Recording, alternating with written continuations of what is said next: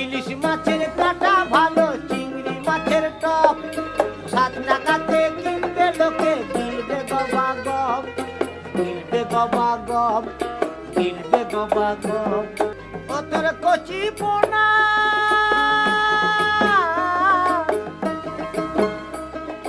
কচি পোনা বেচে বেচে হাটে বেচা হবে না, কারো দিকে নজর লাগাস না,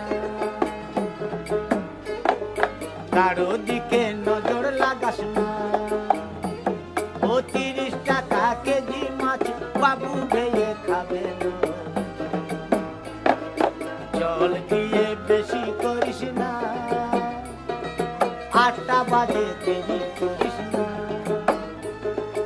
8টা বাজে দেরি করিস না। ওটা সব কি হচ্ছে? এটা কি রঙ্গ করার জায়গা? এখান থেকে